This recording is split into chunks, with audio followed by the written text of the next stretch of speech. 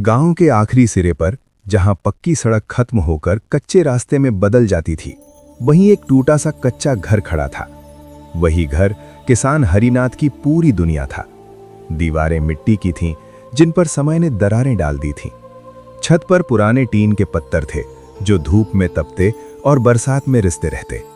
घर के एक कोने में रखा टूटा खाट, दूसरे कोने में मिट्टी का चूल्हा, यही हरिनाथ की संपत्ति थी।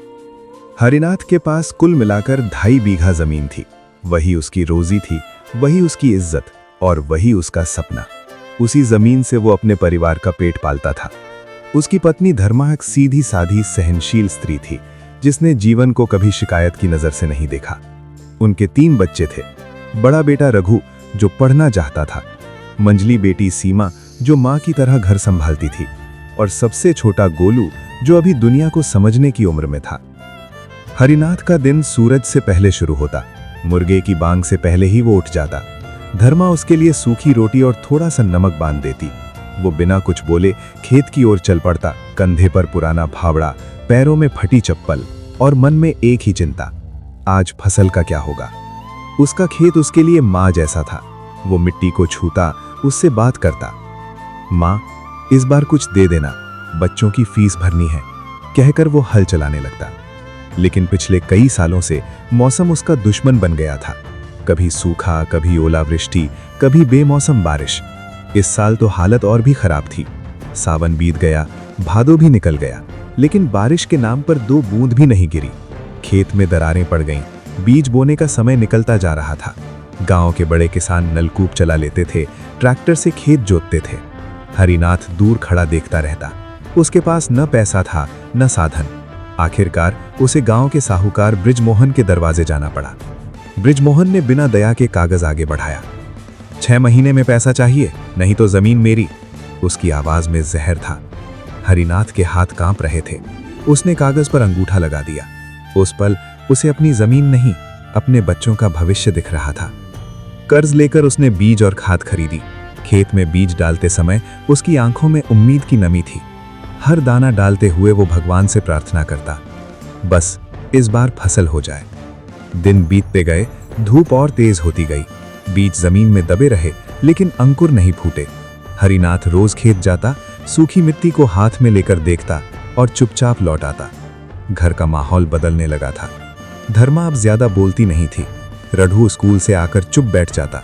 सीमा माँ का हाथ बटाती, लेकिन उसकी आंखों में डर था। गोलू कई बार भूख से रो देता।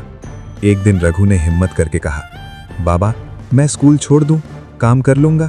हरिनाथ का दिल जैसे टूट गया। उसने बेटे को गले लगा लिया। नहीं बेटा, तू पढ़ेगा, चाहे मुझे क्या करना पड़े। लेकिन हालात बदतर होते जा रहे थे। फसल आधी भी नहीं उगी, जो थोड़ी बहुत उगी वो भी सूख गई। साहूकार का आदमी बार बार घर आने लगा, ताने देता, धमकियां देता। एक शाम धर्मा बीमार पड़ गई। शरीर में ताकत नहीं थी, डॉक्टर के लिए पैसे नहीं थे। हरिनाथ ने अपनी आखिरी गाय बेच दी। उसी गाय के दूध से बच्चे बड़े हुए थे। कुछ दिनों बाद धर्मा ठीक तो हो गई, लेकिन घर में अब कुछ भी बेचने को नहीं बचा था। कटाई का मौसम आया, लेकिन खेत खाली था। हरिनाथ ने सूखे खेत में बैठकर मिट्टी को मुट्ठी में भर लिया। उसकी आंखों से आंसू गिर पड़े। माँ, मैंने तेरा क्या बिगाड़ा था। उसी रात साहूकार का आदमी फिर आया। कल आखिरी दिन है, नहीं तो जमीन हमारी। उस रात हरिनाथ सो नहीं सका। वो बाहर बैठा आसमान देखता रहा। तारे चुप थे, हवा भी जैसे ठहर गई थी। अगले दिन गांव में पंचायत बैठी। हरिनाथ सबके सामने खड़ा था, सिर झुका हुआ। किसी ने उसका साथ नहीं दिया। सब अपने अपने डर में चुप थे। आखिरकार जमीन साहूकार के नाम हो गई। जब हरिनाथ खाली खेत से लौटा तो उसके कदम भारी थे। धर्मा ने कुछ नहीं पूछा, उसने बस पानी दिया। बच्चे चुप थे। अब हरिनाथ खेत मजदूर बन गया। उसी जमीन पर काम करता जो कभी उसकी थी। रोज दूसरों के खेत में पसीना बहाता, शाम को थोड़ा सा अनाज और मजदूरी लाता। रघु की पढ़ाई छूट गई, वो शहर चला गया काम की तलाश में।